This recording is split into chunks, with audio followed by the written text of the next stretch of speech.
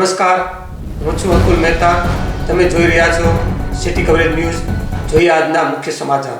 ભવનાથ મંદિરે ધ્વજારોહણ સાથે મિની કુંભ સમાન મહાશિવરાત્રિના મેળાનો ભવ્ય અને દિવ્ય પ્રારંભ થયો છે. આધ્યાત્મિક ચેતનાને ઉજાગર કરતા મહાશિવરાત્રિના મેળાનો આજે મહાવદ નોમના હર હર મહાદેવ, જય ભવનાથ અને જય ગિરનારના જયકાર સાથે વિધિવત પ્રારંભ કરવામાં આવ્યો છે. ઐતિહાસિક બનવા જઈ રહેલા મહાશિવરાત્રિના મેળાને સાધુ સંતો, પદાધિકારીઓ અને અધિકારીઓએ ધ્વજાજીના શાસ્ત્રોક્ત પૂજન સાથે ભવનાથ મંદિર ખાતે ધ્વજારોહણ કરીને ભક્તિમય માહોલમાં શુભારંભ કરાવ્યો હતો. મહાશિવરાત્રિના મેળામાં આ વર્ષે પ્રથમ વખત અધિકારીઓ અને પદાધિકારીઓએ સાધુ સંતોને સાથે મળીને ભરડા વાવથી ભવનાથ સુધીની પદયાત્રા કરી હતી. ગિરિવર ગિરનારની ટોચ ઉપર બિરાજમાન શક્તિપીઠ અંબાજી મંદિર ઉપર મા અંબાના ધામમાં માતાજીના મંદિરના શિખર ઉપર પૂજારી દ્વારા મહાશિવરાત્રિના લઘુકુંભ મેળા અંતર્ગત માતાજીની ધ્વજા લહેરાવવામાં આવી હતી. ગિરનારની ઓગળ ટૂંક ઉપર બનેલી ઘટના અંગે મહંત મહેશગીરી બાપુએ દુઃખ સાથે રોષ પ્રગટ કર્યો છે. સોશિયલ મીડિયામાં વાયરલ કરેલા વિડીયોમાં મહેશગીરી બાપુએ જણાવ્યું છે કે જૈન મુનિ સુનિલ સાગર શાંતિ ડહોળવા માટે ખૂબ પ્રયત્ન કર્યા છે. આ મહારાજ ઓગળ ટૂંક ઉપર ચડી ચરણ પાદુકા મૂકી પોતાનું નામ પણ લખેલ છે. તેમ છતાં જૈન મુનિ સુનિલ સાગર સામે કેમ ફરિયાદ કરવામાં આવતી નથી? આની પાછળ કોનો હાથ છે?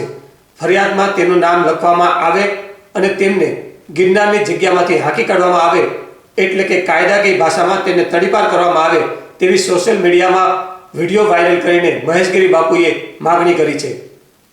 વચ્ચે ઓગળ ટૂંકમાં એક બહુ બનાવ બન્યો અને જૈન મુનિ અહીંયા જે છે સુનિલ સાગર કરીને આવ્યા છે, જેણે અહીંયા શાંતિ ડહોળવા માટે ખૂબ પ્રયત્નો કર્યા. અને મને બહુ આશ્ચર્ય છે કે કોઈ પણ એક સાધુ એક ઈંટ કે પાણો લગાવી લે પોતાના જગ્યામાં તો બધાયના વાહા તોડી નાખે છે અહીંયા. અને આ મહારાજ ઓગળ ટૂંક ઉપર ચડીને ચરણ પાદુકા સ્થાપિત કરી એનું નામય ત્યાં લખેલું છે. આ બધું હોવા છતાં એને ઉપર કેમ એફઆઈઆર નથી થતી? શું આના પાછળ કોઈનો હાથ છે? શું એમને કોઈ પીઠબળ મળી રહ્યું છે? શું એ જૈન છે એટલા માટે કંઈક વ્યવસ્થાઓમાંથી પીઠબળ મળી રહ્યું છે? આમાં કોઈ મંત્રી છે, સંત્રી છે, કોના આશીર્વાદ છે? કેમ એના ઉપર એફઆઈઆર નથી થતી? આજે સાધુઓ, હું અહીંયા આવ્યો પછી બધા મળીને એક જ વાત કરે છે કે કાંઈ કરતું નથી, કોઈ કાંઈ કરતું નથી. તો હું પ્રશાસનને કહીશ કે અત્યારે સૌથી પહેલા એફઆઈઆરમાં એમનું નામ નાખો અને એમને ક્ષેત્ર સંન્યાસાઈથી અપાવો, જેને આપણે તડીપાર કહીએ છીએ કાયદાના ભાષામાં. જો આવો શિવરાત્રીનો મેળો બગાડવાનું કામ કરતું હોય તો ન ચાલે. આ સાધુઓ જો અહીંયા થોડા વિપરી જશે ને તો કોઈ પછી સરખું નહીં રહે. એટલે હું બહુ હાથ જોડીને વિનંતી કરું છું, મેળાને બગાડવાના ધંધા ના કરો મહારાજ, નહીં તો બધું જ બગડી જશે. મહાશિવરાત્રિ મેળાનો પ્રારંભ થવાની સાથે જ ભવનાથ વિસ્તારમાં અન્નક્ષેત્રો શરૂ થઈ ગયા છે. આ અન્નક્ષેત્રોમાં ભાવિકોને નિઃશુલ્ક, શુદ્ધ અને સ્વાદિષ્ટ ભોજન પીરસવામાં આવી રહ્યું છે. દરમિયાન જૂનાગઢમાં આખા વર્ષ દરમિયાન જરૂરિયાતમંદ લોકોને તેમના સ્થાને ભોજન પૂરું પાડતી સંસ્થા એટલે કે બાબા મિત્ર મંડળ દ્વારા આ અન્નક્ષેત્ર શરૂ કરવામાં આવ્યું છે. ગાયત્રી મંદિર ખાતે માં ગાયત્રીના પાવન સાનિધ્યમાં બાબા મિત્ર મંડળનું અન્નક્ષેત્ર શરૂ થયું છે, જ્યાં પ્રથમ દિવસેથી જ ભાવિકોની પ્રસાદ લેવા માટે લાઈનો લાગી છે. જૂનાગઢના દાતા રોડ ઉપર વાણંદ સોસાયટીમાં અમરનાથ મહાદેવનું મંદિર આવેલું છે. અહીં મહાશિવરાત્રિના પર્વ સબબ દર વર્ષે શિવ મંદિરની ધ્વજાની શાસ્ત્રોક્ત વિધિપૂર્વક પૂજા વિધિ કરવામાં આવે છે અને ત્યારબાદ ધ્વજા ચડાવવામાં આવે છે.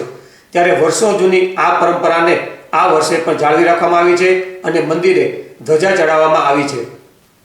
જે લોકોને મેળામાંથી સાસણ, મેંદરડા, વિસાવદર જવું છે તેણે જૂનાગઢ શહેરમાંથી પસાર થવું ન પડે તે માટે દાતા રોડ પર આવેલ સ્વામી વિવેકાનંદના પુતળા સામેથી પંચેશ્વર તરફનો રસ્તો જાય છે.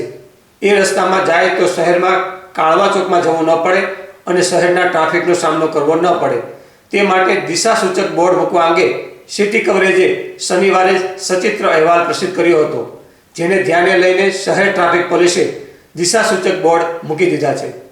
ભવનાથ ખાતે મહાશિવરાત્રિના મેળાનો પ્રારંભ થયો છે. મેળાના પ્રથમ દિવસે જ મોટી સંખ્યામાં ભાવિકો સ્વયંભૂ રીતે ઉમટી પડ્યા છે. દરમિયાન હાલ તાપમાનનો પારો ઊંચો ચડતો જઈ રહ્યો છે. જેને કારણે ઉનાળા જેવું વાતાવરણ થઈ ગયું છે। ત્યારે જો ગરમીને કારણે કોઈને હાર્ટ એટેક આવે તો જ્યાં સુધી એમ્બ્યુલન્સ ન આવે ત્યાં સુધી પ્રાથમિક સારવાર આપી તેનો જીવ બચાવી શકાય તે માટે CPRની તાલીમ આપવામાં આવી હતી। મહાશિવરાત્રિ મેળાના પ્રારંભના પ્રથમ દિવસે જ ફૂલોના ભવ્ય અને દિવ્ય શણગારથી ભવનાથ મહાદેવ મંદિર દેદીપ્યમાન બન્યું હતું। ફૂલોના અદ્ભુત શણગારને કારણે મંદિરની આધ્યાત્મિક શોભામાં વૃદ્ધિ થઈ હતી।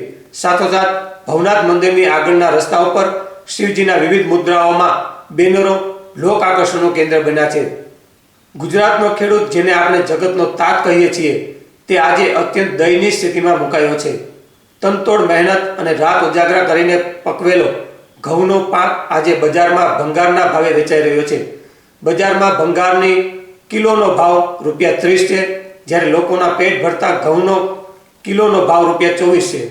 આમ ભંગાર કરતાં પણ ઘઉંના ભાવ નીચા મળી રહ્યા હોય ખેડૂતોમાં ભારે રોષ અને ચિંતાની લાગણી જોવા મળી રહી છે। સિટી કવરેજના ડેઇલી અપડેટ માટે અમારી ચેનલને લાઇક કરો, શેર કરો અને સબસ્ક્રાઇબ કરો। આવતીકાલે ફરી મળીશું નવા સમાચાર સાથે। City coverage news, Junagadh.